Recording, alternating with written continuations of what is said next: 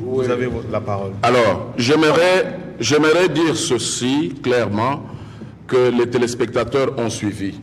La question concernant Corneille, dans Actes chapitre 10, était que Abdul Majid montre là où la Bible, non pas un dictionnaire biblique édité par un groupe de gens appelés Emmaüs.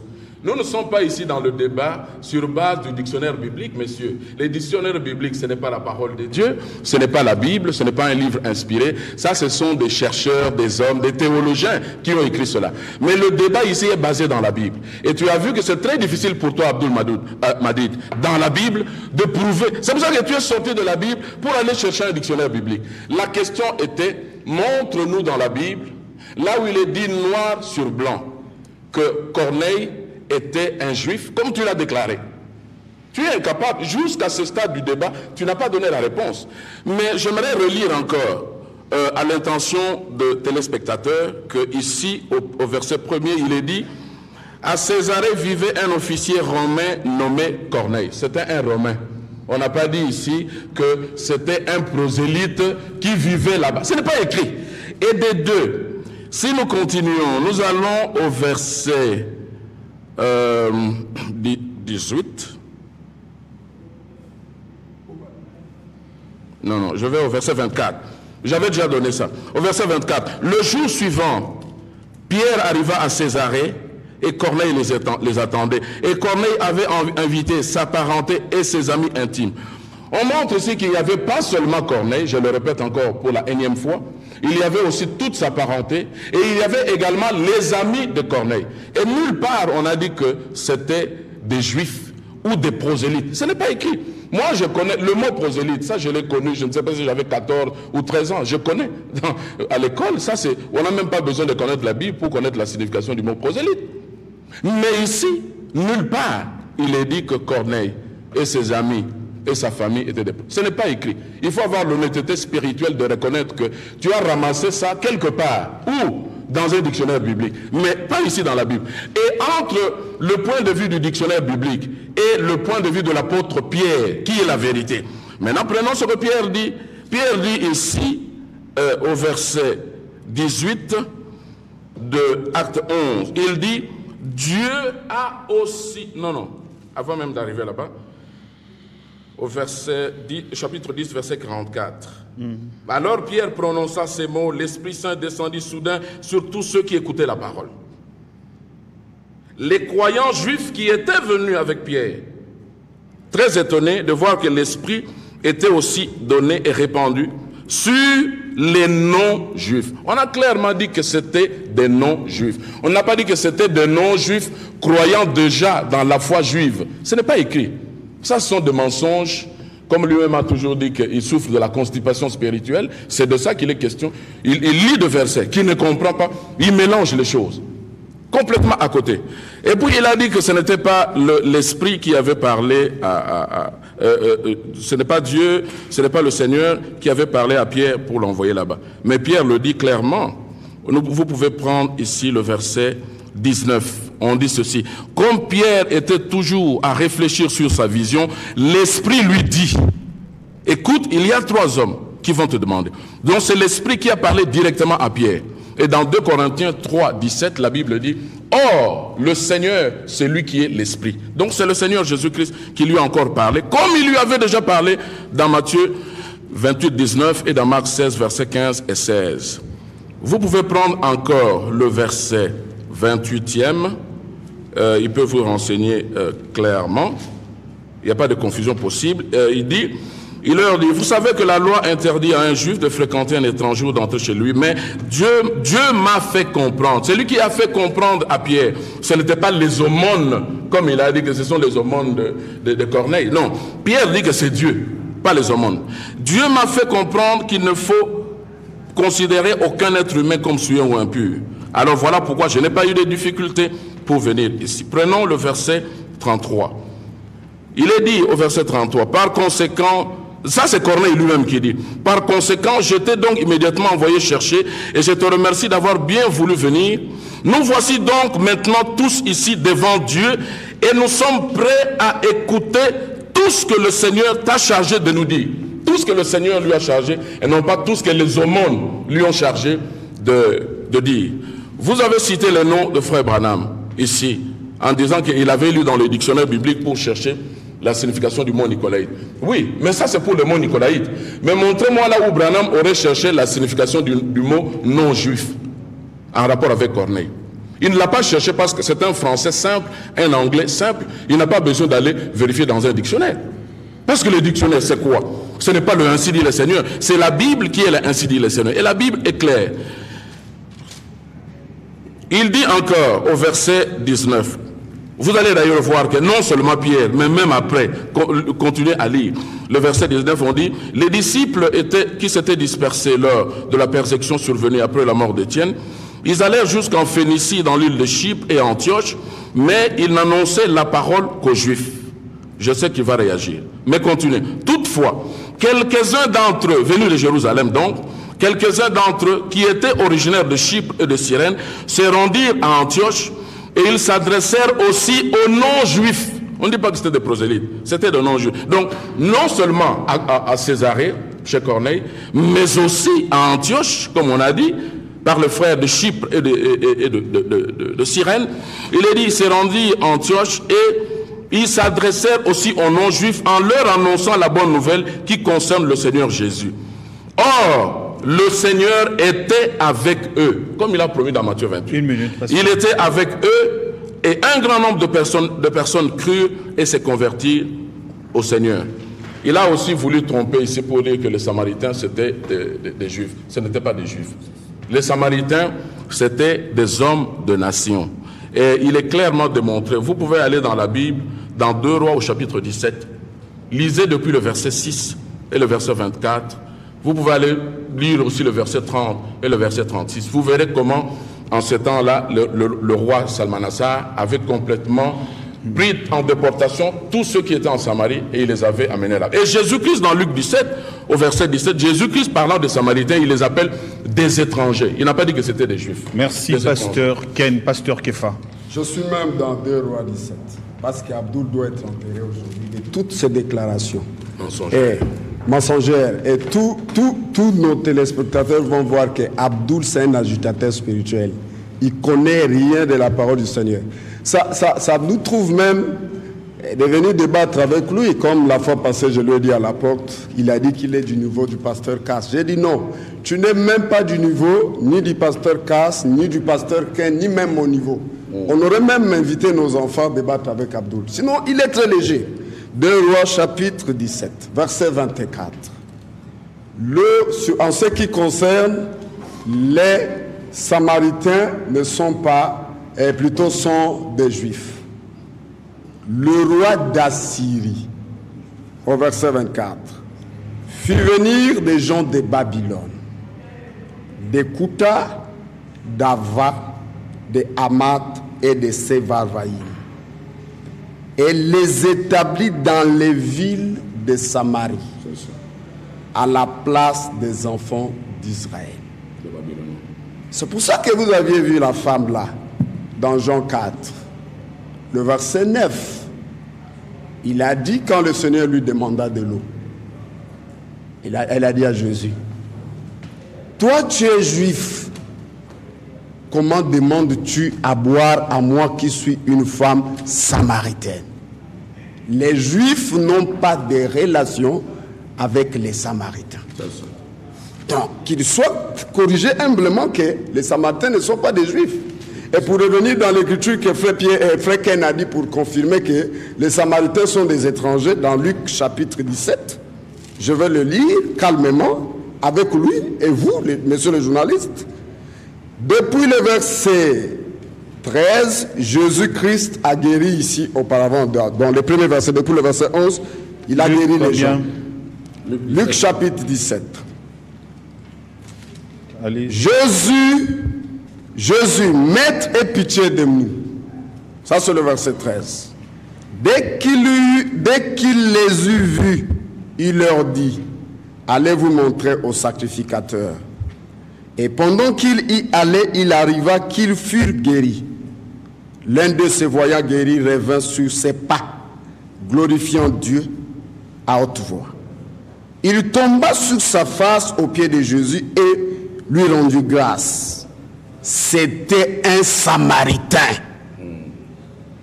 Jésus, prenant la parole, dit, les 10 n'ont-ils pas été guéris? Et les 9 autres, où sont-ils? Ne s'est-il trouvé que cet étranger pour revenir et donner gloire à Dieu? Les Samaritains ne sont pas les Juifs. Les Samaritains sont des étrangers. Que Abdoul reçoit cette correction aujourd'hui encore, comme les autres fois quand il a débattu avec le pasteur Cass et le pasteur Thomas. Il a dit que plutôt dans Acte 10, c'est un ange du Seigneur qui est venu parler à Corneille. Mais Jésus-Christ travaille avec les anges. L'ange n'est venu que continuer à confirmer déjà l'ordre des missions de Matthieu 28 et de Marc 16. Puisque dans Marc 16, il a dit qu'ils allèrent partout. C'est dans les villes d'Israël. Mais il est dit, allez prêcher à toute la création.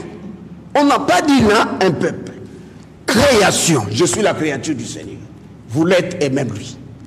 Toute la création. Celui qui croira et qui sera baptisé sera sauvé. Quand Jésus parle à l'ange de venir à Corneille, mais c'est parce que les anges travaillent avec Jésus. C'est lui le Seigneur de l'univers. Apocalypse chapitre 22. Depuis le verset 16. Écoute ce que Jésus lui dit. Moi, Jésus, j'ai envoyé mon ange pour vous attester ces choses dans les églises. Donc les anges sont au service du Seigneur de Jésus-Christ parce que c'est lui le Seigneur créateur du ciel et de la terre, sauveur de l'humanité. Donc les anges sont à son service. Donc envoyer l'ange chez Corneille, c'est toujours pour venir confirmer la mission qu'il avait déjà donnée quand il était avec les apôtres sur la terre. Donc il n'y a pas de contradiction là que, oh non, c'est l'ange qui est venu là chez Corneille, donc ça veut dire que ce n'est pas l'ordre des missions. Non, les anges célestes travaillent avec les anges terrestres. Voilà pourquoi vous voyez que il est venu encore même chez Philippe, partout. Quand il est venu, il a dit à Philippe, ici même dans le livre de Actes chapitre 8, depuis le verset 26, un ange du Seigneur adressa la parole à Philippe et dit, va du côté de Jérusalem, sur le chemin qui quitte de Jérusalem à Gaza, celui qui est désert, va, tu vas trouver un Éthiopien. C'est pas un juif, un Éthiopien, un eunuque, ministre de Candace, reine d'Éthiopie, et surintendant de tous ses trésors, venu de Jérusalem pour adorer. S'en retournant assis sous son chat et lisait le prophète Ésaïe. Donc ce n'était pas des juifs. Regarde ici au verset 40. Après qu'il ait fini de baptiser au verset 39, verset 40, il dit, Philippe se trouva dans Azote, d'où il alla jusqu'à Césarée, ça c'est pas Israël, en évangélisant toutes les villes par lesquelles il passait. Ce sont les villes des nations. Sous quel ordre? Philippe était avec les 12 dans Matthieu 28, dans Marc 16 et dans toutes autres écritures. Il avait reçu exactement l'ordre du Seigneur Jésus-Christ d'aller prêcher dans le monde entier. Qu'il comprend seulement, d'après le plan de Dieu de 70 semaines de Daniel, il devait d'abord commencer avec Israël, et enfin que quand il a été mis à la croix, quand son sang a été répandu pour le pardon des péchés de tous les hommes, c'est en ce moment qu'il devait maintenant aller partout dans le monde entier et rencontrer toute la création. Celui qui croira et qui sera baptisé sera sauvé. Comme lui, Abdoul, s'il croit, à la fin ici, nous pouvons aller le baptiser et il doit être sauvé. Merci, pasteur Ken, pasteur Kefa. Abdoul Majid, vous avez 10 minutes également. Ça va, je pense que les téléspectateurs qui nous suivent... Ils vont rester calmes. Ouais, ne réagissez pas, pasteur. J'exige toujours des choses dans les débats. Le silence et la vérification des Écritures. Un point, un trait. Je n'aime pas faire trop de bruit. Et je voudrais ici rappeler aux téléspectateurs les proverbes du roi Salomon. L'homme naïf croit tout ce qu'on lui dit, mais l'homme attentif L'homme prudent est attentif à ses pas. Et il est facile de dire un mensonge, mais difficile de les soutenir. Maintenant, je vais les prendre tous et les mettre dans le même panier. Parce qu'ils ne comprennent pas. C'est pourquoi ils se contentent de lire une Bible qu'ils auraient achetée peut-être à 2500. Mais ils oublient que la Bible ne se limite pas à cela. Les connaissances bibliques ne se limitent pas à cela. Parce qu'il y a des connaissances géographiques, il y a des connaissances historiques, il y a des connaissances de mœurs et coutumes dans la Bible. C'est comme l'erreur que le pasteur Cass a commise et qu'il continue à commettre en disant pasteur Cass, j'ai bien dit pasteur Cass, qu'il continue à commettre en confondant les 10 vierges aux 10 épouses de l'époux qui arrivait. Le pasteur Kyung, il s'appelle comment le pasteur Jean Mbikaï. Le pasteur Mbikaï lui a donné une bonne leçon. C'est le pasteur Cass n'a jamais compris l'essence. Bien que je suis d'accord avec lui sur la polygamie, je suis d'accord avec lui. Mais les 10 vierges ne sont nullement le symbolisme ou une représentation des 10 épouses qui appartiendraient à l'époux qui arrivait. Ça, il faut lire le mœurs et les coutumes juives pour comprendre cela. Ce que le pasteur Mbikaï a dit, c'était vrai, c'était une leçon biblique pour lui. Alors, mon frère, il dit, les Samaritains moi, je n'ai pas dit les Samaritains sont des Juifs. J'ai dit les Samaritains sont des Israélites. Il faut bien me suivre, mes chers frères. J'ai dit les Samaritains sont des Israélites. Parce qu'après la mort de Salomon, le royaume d'Israël s'est scindé en 2 parties. Il y a eu le royaume du nord, Israël, capitale Samarie, le royaume du sud, Juda, capitale Jérusalem. Ceux du nord, ils étaient appelés Samaritains. Et je vais frire les poissons par sa propre graisse, dans les mêmes versets qu'il a donné dans 2 Rois chapitre 17, qu'il n'a pas lu jusqu'au verset 29, pour montrer comment il sera frit dans sa propre graisse. Mais avant cela, prenez d'abord Luc, il n'a pas aussi compris. L'histoire de la femme samaritaine. Jean chapitre 4, à partir du verset 5 jusqu'à 12. Parce qu'il a dit, la femme samaritaine était non israélite, était non juive. Écoutez ce que la femme samaritaine dit d'elle-même. Écoutez ça. Jean chapitre 4, verset 5 à 12. Donc les corrigeurs corrigeaient. Il arriva donc dans une ville de Samarie nommée Sychar. Oui. Près du champ que Jacob avait donné à Joseph, son fils. Oui. Là se trouvait le puits de Jacob. Oui. Jésus, fatigué du voyage, était assis au bord du puits. Oui. C'était environ la 6e heure. Oui. Une femme de Samarie vint puiser de l'eau. Jésus lui dit, donne-moi à boire, car ses disciples étaient allés à la ville pour acheter de vivres. La femme samaritaine lui dit, oui. Comment toi qui es juif, oui. me demandes-tu à boire? Aussi? Me demandes-tu à boire à moi qui suis une Samaritaine? Oui. Les Juifs, en effet, n'ont pas de relation avec les Samaritains. Oui. Jésus lui répondit, si tu connaissais le don des dieux, et qui est celui qui te dit, donne-moi à boire, c'est toi qui lui aurais demandé à boire, et il t'aurait donné de l'eau vive. Oui. Seigneur, lui dit-elle, tu n'as rien pour puiser, et le puits est profond. D'où aurais-tu donc cette eau vive?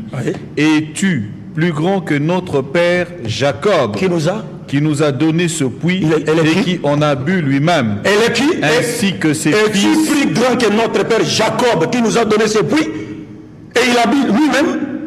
Elle était descendante de qui? Es-tu plus grand que notre père Jacob, qui nous a donné ce puits? Elle est qui? Vous voyez comment vous exposez votre ignorance de la Bible? Vous avez des lunettes pour regarder, mais vous ne voyez pas. Es-tu plus grand que notre père Jacob, qui nous a donné ce puits? Elle est qui? Païenne? Mais c'est une Israélite. Ce sont les Israélites du Nord qui étaient appelés Samaritains. On revient sur son propre verset. 2 Rois chapitre 17, à partir du verset 24, il a fui le verset 29. Lisez 2 Rois. 2 Rois chapitre 17, verset 24 à 29. Qui sont les Samaritains? Le roi d'Assyrie fit venir de gens de Babylone, de Kouta, de Hava, de Hamath et de Sepharville, de Sepharvaim. Il le fit habiter dans les villes de Samarie à la place des Israélites. Il le fit habiter dans les villes de Samarie à la place des Israélites. Vous comprenez, j'ai pas mes lunettes. Hein? Ils prirent possession de Samarie et habitèrent dans ces villes. Lorsqu'ils commencèrent à y habiter, ils ne craignaient pas l'Éternel, et l'Éternel envoya contre eux les lions qui les tuaient.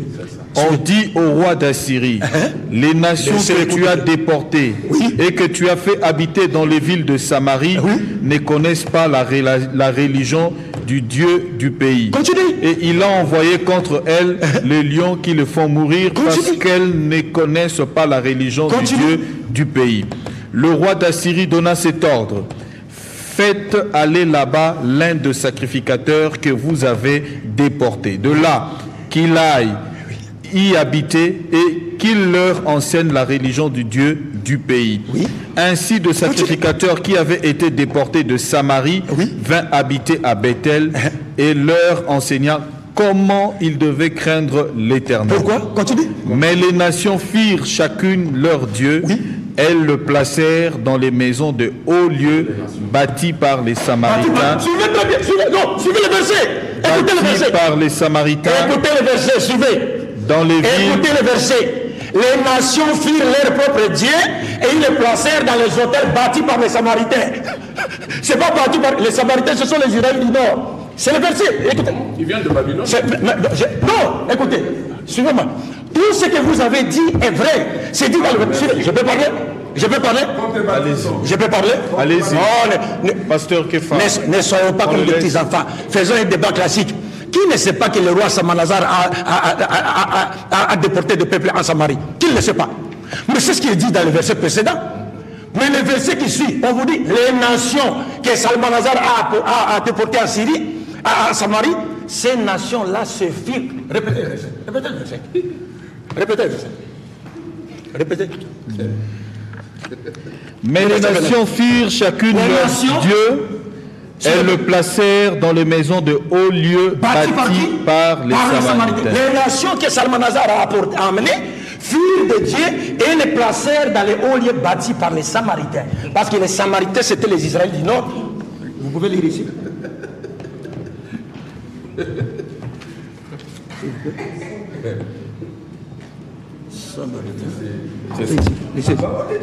Ok, je veux lire les commentaires bibliques, donc le nouveau dictionnaire biblique. Samaritain, dans le seul passage de l'Ancien Testament où figure ce terme, il est synonyme d'habitant de l'ancien royaume israélite du Nord. Il est synonyme d'habitant du royaume des... Est-ce que ces messieurs comprennent? Allez-y, allez-y. Mais si vous comprenez, on laisse terminer. On vous dit que les nations amenées par Salmanazar ont placé leur divinité dans les hauts lieux bâtis par les Samaritains.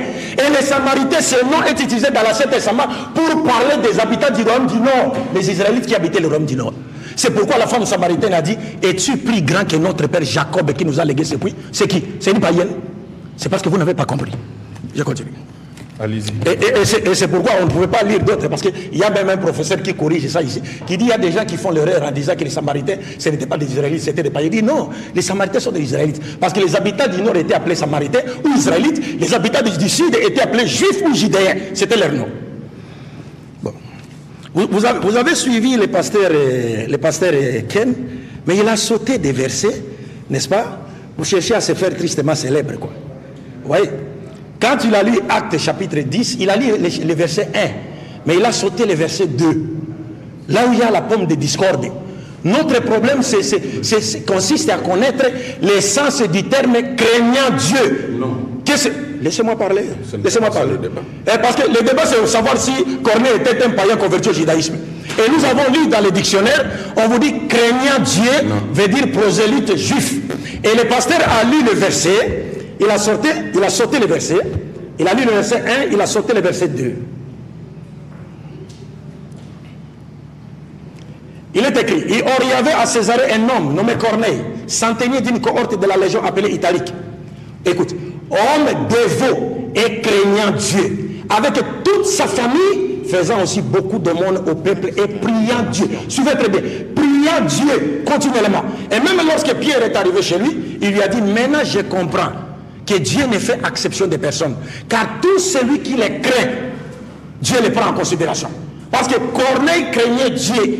Les craignants Dieu, c'est cela une caractéristique des prosélytes, parce qu'il y a deux prosélytes en Israël, les prosélytes de la justice et les prosélytes de la porte. Ceux de la justice sont appelés les craignants Dieu, c'est-à-dire qui pratiquent le judaïsme. C'est pourquoi le dictionnaire biblique vous avait dit craignant Dieu signifie prosélyte et juif. Et c'est ce qui vous échappe. Une minute. Alors il a parlé de... Il dit non, l'esprit a dit cet esprit c'est Jésus, mais c'est trop malheureux. Parce que dans Actes chapitre 10, on vous dit que l'ange est apparu à Corneille et dit à Corneille, envoie des gens maintenant à Joppé pour aller chercher un certain Simon de Cyrène, c'est Simon Pierre.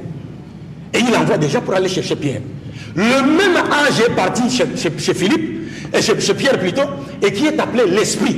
C'est là où le pasteur n'a pas compris. Il dit non, l'Esprit m'a fait voir, l'Esprit me dit, mais l'Esprit lui a dit quoi? Lisez Acte 10, vous allez voir, le même Esprit a dit à Pierre, n'hésite pas d'aller avec eux, car c'est moi qui les ai envoyés. Suivez très bien, c'est moi qui les ai envoyés. Qui avait envoyé les délégués de Corneille? C'était un ange. Dans Actes des Apôtres chapitre 10, est-ce que les anges ne sont pas des esprits de Dieu à son service? La Bible nous dit que les anges sont les esprits de Dieu qui sont services. L'esprit, c'est un ange ici. L'ange, l'esprit dit clairement, n'hésitez pas d'aller avec eux. C'est moi qui les ai envoyés. Mais si c'est lui qui les a envoyés, et que dans Acte 10, on trouve que c'est un ange qui a demandé à Corneille d'envoyer des gens pour aller chercher Pierre, l'esprit dont il est question, c'est un ange. Merci Abdul Majid. Ce n'est pas en faisant beaucoup de bruit, en criant, que ça deviendra la vérité. Votre erreur reste toujours l'erreur, malgré que vous faites beaucoup de bruit. Pour commencer seulement par le verset par lequel vous venez de terminer. La Bible n'a pas dit un esprit dit à Pierre. Non, on dit l'esprit. Ça, c'est Dieu, c'est le Créateur. Dans 2 Corinthiens, chapitre 3, verset 17, allez lire ce verset-là. Il est clairement dit que, or, le Seigneur, Jésus-Christ donc, or, le Seigneur, c'est lui qui est l'esprit. On parle de l'esprit et non pas d'un esprit. Selon Apocalypse chapitre 1er, les anges sont appelés aussi des esprits. Un ange, c'est un esprit. Mais ce n'est pas l'esprit. L'esprit, c'est Dieu lui-même. Jean chapitre 4. Car Dieu est esprit. Et il faut que ceux qui l'adorent en esprit et en vérité. Ça, c'est la première correction. Maintenant, la deuxième, j'aimerais revenir, parce que vous avez remarqué que notre pauvre ami ici, Abdul Majid, est en difficulté aujourd'hui dans le débat. Comme il avait échoué la fois passée, il a amené le dictionnaire biblique, pensant qu'avec le dictionnaire biblique, édité par Emmaüs, il va changer la Bible. Maintenant, pour parler des Samaritains, moi je confirme que c'était des étrangers, parce que Yeshua HaMashiach, Jésus-Christ, a raison. Il a dit que ce sont des étrangers. Et c'est contraire à ce que le dictionnaire biblique a dit. Vous croyez dans le dictionnaire biblique, mais nous croyons dans la Bible. C'est ça la différence. Maintenant, voici la première correction. Abdul Majid. Oui, je te donne. Allons-y. Nous sommes dans 2 Rois 17. Je suis en train de te démontrer que les Samaritains, du temps de Jésus-Christ, n'étaient pas des Juifs, ils n'étaient pas des Israélites, c'était des étrangers. Voici le premier verset. Je suis dans 2 Rois 17. On parle du roi Salmanassar, qui est le roi d'Assyrie, de la Mésopotamie, de Babylone. On dit au verset 6, à la 9e année du règne d'Osée, le roi d'Assyrie s'empara de Samarie. C'est ça que tu ne sais pas. Avant qu'il ne s'empare de Samarie, ceux qui y vivaient, c'étaient les vrais Israélites descendants de Jacob, dont on a parlé. Mais quelque chose va se passer parce que ici, le roi d'Assyrie vient et il attaque. On dit, il s'empara de Samarie et qui fit-il? Il déporta les Israélites où? En Assyrie. C'est ça que toi tu ne sais pas. Amen. Le pauvre Abdul Majid, tu ne le savais pas. Donc les Israélites dont tu parles là, ils ont été pris et déportés. Amen. Maintenant écoutez ce qui se passe. Il établit ces Israélites-là de Samarie, du royaume du Nord dont tu as parlé, il les établit à Allah, sur les rives du Habor, dans les régions de Gozam et dans les villes de Médie. Ça c'est un. Il les a déportés. Maintenant, qu'est-ce qu'il a fait du territoire de Samarie? C'est ça que tu as besoin d'apprendre, mon ami. Il dit au verset 24, il dit, le roi d'Assyrie alors, qu'est-ce qu'il fit? Il fit venir des gens de Babylone. Amen. Donc les Samaritains qui ont remplacé les vrais Israélites qui faisaient partie du royaume du Nord, là, ils ont été remplacés par des Babyloniens. Et les Babyloniens, ce ne sont pas des Israélites véritables, de souche, ce ne sont pas des Juifs, ce sont des hommes de nation. Alors, il le remplaça par qui? Par des Babyloniens, originaires de Kouta, de Ava, de Hamath, de Sevarfaïm, et il les obligea à s'établir dans les localités de Samarie, où vivaient les Israélites. Amen. Alors il dit, à la place, il les obligea à s'établir en Samarie, à la place des Israélites qui avaient été déportés. Alors ces gens occupèrent la Samarie et s'installèrent dans les villes. Maintenant j'en viens au verset 30. On dit, les gens venus de Babylone firent une statue de Sukkot Benot c'est de coude. C'était des païens. Ce n'étaient pas des Israélites de souche, des Juifs. C'était des Babyloniens, des étrangers. Voilà pourquoi dans Luc 17, verset 17, Jésus les appela des étrangers. Alors il continue, il dit au verset 32, avec cela, ces gens-là, les Samaritains, venus de Babylone, qui avaient remplacé les vrais Samaritains, il dit, ils rendaient un culte à l'Éternel et ils instituèrent un peu partout des prêtres choisis parmi eux pour officier en leur nom dans le sanctuaire. D'un côté, ils rendaient un culte à l'Éternel, mais en même temps, ils continuaient à rendre un culte à leur propre Dieu. Amen. C'était des étrangers, selon le coutume des gens de leur pays d'origine, et non pas selon la foi, la Torah, selon Israël. Jusqu'à aujourd'hui, ils continuent à suivre leurs anciennes coutumes. Ils ne révèrent pas vraiment, c'est ça que tu dois retenir, ils ne révèrent pas vraiment l'Éternel et n'observent pas les ordonnances. Ça c'est un, les Samaritains. Ils ne révèrent pas l'Éternel et ils ne suivent pas les ordonnances et ils ne suivent pas les articles de droit, ni la loi de Moïse, ils ne suivent pas, et ni les commandements donnés par l'Éternel aux descendants de Jacob. Ils sont venus s'établir dans les territoires des descendants de Jacob, alors qu'eux-mêmes n'étaient pas les descendants de Jacob, c'était des Babyloniens, c'est-à-dire de païens. Et au verset 41, pour terminer, il est dit, ainsi donc, ces nations adoraient l'Éternel tout en continuant à rendre un culte à leurs idoles. Jusqu'à ce jour, leurs enfants et leurs descendants ont maintenu les pratiques de leurs ancêtres. C'était des païens, des étrangers. Voilà pourquoi dans Luc au chapitre 17, au verset 17, dont Frère Kefa a fait allusion, lorsque le Seigneur Jésus-Christ lui-même parle de Samaritains, il ne dit pas que ce sont de véritables croyants qui avaient la foi juive. Il dit ici, je vais vous le lire, Luc 17, au verset 17, pour aller vite, ou même au verset 13, après la guérison de ceux qui avaient été purifiés par lui. L'un d'eux, au verset 15, quand il s'est rendu compte qu'il était guéri, il revint sur ses pas en louant Dieu à pleine voix. Il se prosterna aux pieds de Jésus face contre terre et le remercia.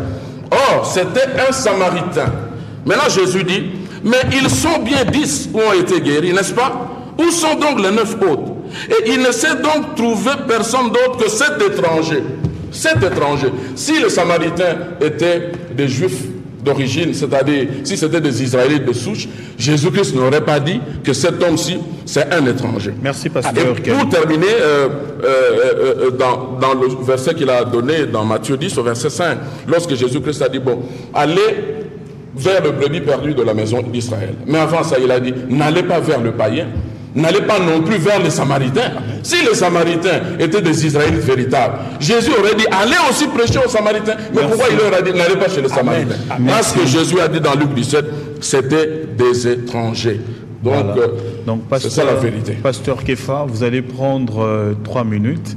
Je vais donner aussi à Abdul Majid 8 minutes, parce que le temps... vous avez pris 5 minutes. Mais il lui reste le temps. Donc, parce qu'on doit terminer dans le temps qui nous reste. Il faut qu'il parle. Il a droit à 10. Allez-y, pasteur. Je suis dans le Coran. Suite pour confirmer l'écriture de Luc chapitre 17, que Frère Ken vient de lire, dont Jésus dit que, par ainsi dit le Seigneur, le Samaritain qui a été purifié, c'est un étranger. Abdul puisse prendre son document qu'il appelle le Coran. Confirme Jésus-Christ. Je suis ici dans Sourate 19, le verset 33. Parce qu'il n'a pas répondu le premier sourate que j'ai donné dans le Coran, le sourate 12 qui disait que Mahomet dit que lui, il a servi le Dieu d'Abraham, ses ancêtres, d'Isaac et de Jacob, et non le Dieu d'Ismaël dont il disait. Il n'a pas pu répondre, ça c'est Mahomet qui l'a dit. Et ici dans Sourate 19, le verset 33, Mahomet dit, et que la paix soit sur moi, là il parle de Jésus, la paix soit sur moi le jour où je naquis, le jour où je mourrai, et le jour où je serai ressuscité vivant. Tel est Issa, Jésus, fils de Marie, parole de vérité dont il doute. Lui, il doute à ça. Issa, qui est Jésus, le fils de Marie, qui lui doute. Ça, c'est le Coran qui lui enseigne de comprendre cela. Et c'est lui, Issa, que c'est Yeshua, de son vrai nom, qui a dit que le Samaritain, ce sont des étrangers. C'est lui la parole de la vérité, Mahomet le confirme. Que lui, Abdoul le prend avec humilité, en présence de tous. Vous avez vu 2 rois dont il a lu. Mais l'a condamné. Israël était divisé entre Israël Nord et Israël Sud au temps du roi Roboam. C'est là où Jéroboam, le serviteur de Salomon, a fait de Samarie comme la capitale d'Israël Nord. Comme Feken vient de dire, c'est la terre juive, la Samarie. Mais quand le roi de Babylone avait déporté les étrangers à Samarie, ce n'était plus les Juifs. Même la femme là, quand il a dit que notre père Jacob. Mais c'est parce que le puits de Jacob était là seulement. Avant même qu'il n'arrive, il parlait de Jacob qui est l'ancêtre de ce pays d'Israël. Il ne voulait pas dire qu'elle était de sang juive ou israélite, comme il a dit qu'elle était israélite de sang. Non, c'est un gros mensonge. Il vient de dire ici, en prenant son dictionnaire. Mais les dictionnaires, ce sont des théologiens. Les théologiens ont commis même beaucoup d'erreurs dans la Bible. Nous leur avons même maudit. Le Louis Séguin et d'autres théologiens. Ils ont remplacé beaucoup de choses. Et quand il prend le dictionnaire biblique, qu'un théologien a fait pensant que c'est ça l'inspiration divine, mais ça c'est l'égarement. Il est bien égaré sur ça. Ici encore, regardez. 1 minute, pasteur. Comment lui, Abdoul Madid, ne comprend même pas les Écritures. Je suis dans Actes chapitre 2. Pour lui montrer que le jour de la Pentecôte, l'écriture que le pasteur Caspier avait lu le jour-là, au bruit qui eut lieu, la multitude accourut et elle fut confondue parce que chacun les entendait parler dans sa propre langue. Ils étaient tous dans l'étonnement et la surprise et ils disaient les uns aux autres: voici ces gens qui parlent, ne sont-ils pas tous galiléens? Et comment les entendons-nous dans notre propre langue à chacun, dans notre langue maternelle? Les Parthes, Médès, Élamites, ceux qui habitent la Mésopotamie, je vais finir, la Phrygie, l'Égypte, le territoire de la Libye voisine, la Syrie, et ceux qui sont venus de Rome, juifs et prosélytes, crétois et arabes. Comment les entendons-nous parler dans nos langues les merveilles de Dieu? Merci, pasteur. En ce jour-ci, il y a eu même 3000 âmes qui furent sauvées. Merci. Et Pierre a dit, la promesse est pour vous, pour vos enfants et de ceux qui sont loin. Il y a un grand nombre que le Seigneur va appeler, même en RDC, même au Congo-Brazzaville, même en France. La réplique, ce sera pour mardi. Abdoul Madid, on va terminer avec vous. Vous avez également vos 10 minutes et on clôt. Ça va, merci beaucoup. Donc, je pense que vous avez même plus de 12 minutes, vous deux. Donc, je pense que ceux qui nous suivent, c'est à eux qu'il appartient de tirer la conclusion. Je lis un verset que le frère lui-même m'a donné. D'abord, commençons avec le verset du Coran. Le verset du Coran auquel il a fait allusion, ce n'est pas Mohammed qui parle, c'est Joseph. Je vous mets au défi de le lire en consommant mes minutes. C'est Joseph qui parle, ce n'est pas Mohammed. Vous faites dire au Coran ce qu'il ne dit pas. Voilà comment vous exposez votre ignorance. Je vous mets au défi de lire les versets là en consommant mes minutes. On va voir si c'est Mohammed qui parle ou c'est Joseph. Voilà comment vous... C'est-à-dire, Joseph, le prophète Joseph, fils de Jacob. Ah, mais voilà, il dit, je ne peux pas lui recommander à lire parce que je suis Satan. Ouais, il est facile de dire un mensonge, mais difficile de soutenir. Mais lisez. Je voudrais finir le passage par sa propre vie. Vous avez dit c'est Mohammed qui parle, non? C'est Joseph qui parle dans ce chapitre. Ça n'a rien à voir avec Mohammed. Et Joseph est descendant de Jacob par Isaac. Mohammed est descendant d'Abraham par Ismaël. Joseph est descendant d'Abraham par Isaac. Est-ce que vous comprenez? Alors, je voudrais c'est un mensonge. Ouais, ça. Je vous mets au défi Vous ne pouvez pas le faire parce que vous savez que c'est un mensonge. 2, quand vous parlez des Samaritains, mes frères, j'étais très clair. Ce n'est pas moi qui l'ai dit. Vous parlez toujours de la Bible. Mais la Bible ne se limite pas à son texte seulement. Parce qu'il y a des livres qui expliquent la Bible. Vous devez connaître les coutumes, le mœurs, la géographie de la Bible, l'histoire de la Bible pour connaître toutes ces choses-là. Branham s'est référé aux livres de l'histoire. Je lis dans le brochure de Branham. Il avait beaucoup de livres d'histoire. Il dit lui-même, il en commandait même. Il y a des choses qu'il a découvertes même par l'histoire, pas par la révélation. Branham lui-même le dit. Alors, laisse-moi parler alors. La femme samaritaine a dit à Jésus, Seigneur, es-tu plus grand que notre père Jacob qui nous a légué ce puits? Parce que c'est une descendante de Jacob. 2, vous avez parlé du lépreux, mais vous n'avez rien compris. Pourquoi vous sautez le verset 14? Lisez le verset 14, vous allez comprendre. Le verset 14, rapidement. Le verset 14, lisez le verset 14. Je vous en prie. Il faut mettre les doigts ici, pour ne pas perdre la part. En les envoyant, il leur dit, oui. Allez vous montrer aux sacrificateurs. Oui. Et pendant qu'ils allaient, il arriva qu'ils furent purifiés. Ça va, merci. Allez vous montrer aux sacrificateurs. On va envoyer un étranger païen aller se montrer aux sacrificateurs. Non, suivez très bien, suivez-moi très bien. C'est parce que vous ne comprenez rien. Est-ce que Jésus peut-il envoyer un païen aller se montrer aux sacrificateurs? Oui. Les païens dans la Bible qui n'avaient même pas le droit de pénétrer dans les temples.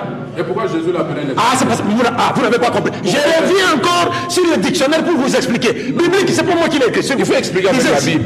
Lisez. Le dictionnaire explique les mots de la Bible. Il faut expliquer la Bible. Lisez, s'il vous plaît, ici. Parce que vous ne comprenez pas. Branham lisait le dictionnaire pour connaître certains mots dans la Bible. J'explique. Le dictionnaire explique dans les mots le de la Nouveau Bible. Testament, où le mot étranger n'a pas le sens précis. Le mot étranger n'a pas le sens précis comme dans l'Ancien Testament. Dans l'Ancien Testament, le terme est synonyme d'inconnu, de voyageur. Passage de voyageur, c'est quoi? Quel passage on a donné? Luc 17. Luc chapitre 17. Voyageur, c'est-à-dire un voyageur qui vient de l'autre côté, il est en Judée, il quitte son territoire de Samarie en tant qu'un Israélite qui habitait le royaume du Nord, les frontières du Nord, il est en Judée. C'est pourquoi on l'appelle, c'est le dictionnaire qu'il est. Un juif qui... Mais Jésus ne peut pas envoyer un païen aller voir les Samaritains. Un juif qui va dans une autre province devient étranger. Il devient étranger. C'est parce que vous ne connaissez pas l'arabe et l'hébreu. Vous ne connaissez pas l'arabe et l'hébreu. C'est un mensonge. Les arabes et les hébreux, s'il vous plaît, les arabes, un juif qui va dans une autre province, il devient maintenant les arabes et les hébreux utilisent les termes étrangers pour parler même d'une personne qui ne vit pas chez eux. Vous vivez dans le même quartier. C'est faux. Je peux parler? Complètement faux. Je continue. Regardez l'erreur qu'ils sont en train de commettre ici. Tout ce que le pasteur Ken a dit sur l'histoire de Salmanazar, ainsi de suite, mais je l'ai dit ici. Tu ne l'as pas dit. Ça c'est vrai. Mais là, il n'a pas compris c'est quoi. Il a dit qu'on a déporté les enfants d'Israël. Je n'ai pas dit, c'est la Bible. Oui, je suis d'accord, laissez-moi oublier. Je suis d'accord avec vous. Ouais. Mais là, il n'a pas compris. Regardez ce que dit le verset. C'est pourquoi vous connaissez à vous, le verset 29, regardez le verset 9, parle des nations que Salmanazar a abordées. Dit ceci. Mais les nations, écoutez bien, mais les nations, donc apportées par le roi, là, chacune firent leur Dieu et elles les placèrent, suivez bien, suivez, les nations firent des dieux et les placèrent dans les hauts lieux bâtis par les Samaritains. Les Samaritains qui étaient déportés déjà. Donc ils étaient déportés. Ils sont déportés. Suivez. Ils étaient déjà déportés. Laissez-moi parler. Donc c'était des Babyloniens. Laissez-moi parler. J'ai dit ceci. Merci. Je peux parler? Merci. Là où vous n'avez pas compris, c'est quoi? Merci. Pasteur, on le laisse. Pasteur, laissez-moi finir. Je vous ai dit ceci. Le roi a déporté les Israélites. Leurs lieux de culte sont restés vides. Les nations, suivez très bien, je vous apprends l'histoire. Les nations sont arrivées, la Bible nous dit, chacune d'elles firent de leur Dieu et les placèrent dans les hauts lieux bâtis par les Samaritains, c'est-à-dire les Israélites qui vivaient dans le royaume du Nord. Les nations ne sont pas les Israélites, parce que les nations firent de Dieu, les placèrent dans les hauts lieux. La Bible n'a pas dit, elles firent de Dieu et les placèrent dans les hauts lieux qu'ils ont bâtis. Non, qu'elles ont bâtis. Non. La Bible dit, elles firent de leur Dieu et les placèrent dans les hauts lieux bâtis par les Samaritains qui n'étaient plus au royaume du Nord. C'est là où vous n'avez pas compris. Avec les lunettes, vous n'avez pas compris. Le verset 30. Laissez-moi parler, c'est mon tour, mon frère, c'est mon tour. Je reviens ici sur Acte, pour finir. Là, on a parlé de l'ange. La Bible nous dit bien dans Acte 10, c'est un ange qui est apparu à Corneille. Et comme l'ange est allé voir Pierre, on l'a appelé l'esprit, le pasteur n'a pas compris. Et il a cru que c'était Dieu. Parce qu'on dit Dieu est esprit. Est-ce que Dieu est un esprit parmi les esprits? Le Coran confirme. Je peux parler? Ange et esprit, laisse-moi parler. Laisse-moi parler, je peux parler. Le Coran dit Laisse-moi parler. que les anges et les esprits. J'ai dit dans la Bible, les anges sont appelés les esprits de Dieu, et celui-ci c'est un ange. La preuve c'est quoi? L'esprit. La preuve est ici. Restez dans la Bible. La preuve est ici. J'ai lu la preuve dans la Bible. L'esprit. Écoutez bien. Écoutez bien la preuve. Écoutez la preuve. Ouais. Et comme Pierre pensait à la vision, l'esprit lui dit, suivez-moi là. Quel esprit? Pas un esprit. Laisse-moi lire. Tu vas connaître quel esprit? Pas un esprit. Tu vas connaître maintenant. L'esprit lui dit, voilà 3 hommes qui te demandent, lève-toi et descends et t'en vas avec eux sans affaire difficulté, car c'est moi qui les ai envoyés. Mais qui a envoyé les hommes de Corée quand il était chez Corée? L'ange est descendu chez Corée, dit envoie déjà aller chercher Pierre. Le même ange qui t'appelait l'esprit va là-bas, il dit c'est moi qui les ai envoyés. Mais tu ne peux pas comprendre qu'un ange est envoyé par l'esprit de Dieu. Dit, là, et donc c'est l'esprit de Dieu qui envoie l'ange. C'est terminé. Vous ne comprenez rien. Non. Là, tu confonds l'esprit et un esprit. Écoutez, tu confonds. Dieu n'est pas un esprit parmi les esprits, ça c'est un. Lorsqu'on dit que Dieu est esprit, ça a un sens. Dieu a créé les esprits, il n'est pas un esprit. Dieu a créé les esprits, il n'est pas un esprit parmi les esprits. Faites très attention. Il y a plusieurs esprits, mais Dieu est l'esprit. Dieu n'est pas l'esprit. Jésus a dit Dieu est esprit. Jésus a dit Dieu est esprit. Il y a une différence entre être esprit et être un esprit. Faites très attention. Mais c'est ça que je te dis. Je te dis c'est un ange, c'est un esprit. Voilà, il s'agite. Mais l'esprit, c'est Dieu. Il ne me laisse pas parler. Il continue à s'agiter. J'ai dit ici, c'est lui-même qui explique. Il dit, il te donne la clé de la compréhension. Il dit, n'hésite pas. Parce que le même ange est venu chez Corneille, lui a dit, envoie des gens aller chercher Pierre. Comme Pierre ne pouvait pas aller chez Corneille, parce que c'était un non-israélite, bien qu'il a embrassé la foi juive, mais il était interdit aux juifs de rentrer dans leur maison. Une minute. Le même ange est parti. Cette fois-ci est appelé l'esprit et il dit à Pierre, n'hésite pas d'aller avec eux, car c'est moi qui les ai envoyés. Au verset 28, il dit que c'est Dieu. C'est Dieu. Mais moi je viens avec la permission de Dieu. Et il dit, écoutez tout ce que le Seigneur, je peux parler, c'est le Seigneur t'a chargé de nous dire. Je récupère mes secondes. Je termine avec ça. C'est l'antenne. C'est pourquoi je vous dis ceci. Les amis de il cite un passage disant que Dieu m'a fait voir. Mais l'ange c'est le messager de qui? L'homme des Africains je peux parler. A dit que vous agitez pourquoi?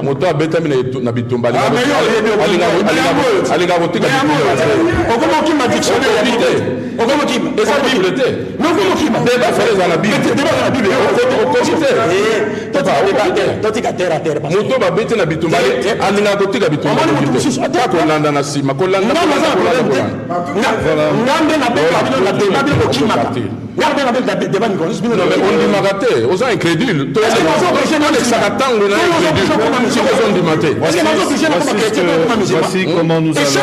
Chaque idée, j'ai eu la lumière. Voilà, merci. Du choc des idées jaillit la lumière. Voici l'aspect de la semaine prochaine, le mardi.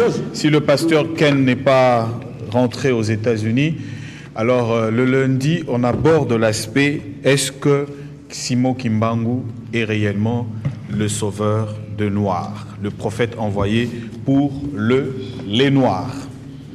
Et ça sera avec les amis de Vouvanou qui sont empêchés. Ils viennent d'envoyer le message qu'ils ont une grande manifestation. C'est comme ça qu'ils ont été pris par cette manifestation. Et particulièrement Tatangeleka, qui devrait participer au débat, qui a participé au débat. C'est lui le modérateur de cette grande manifestation. Donc, rendez-vous pris. Abdul Majid, Tatangeleka, pasteur Ken, pasteur Kefa pour le mardi prochain.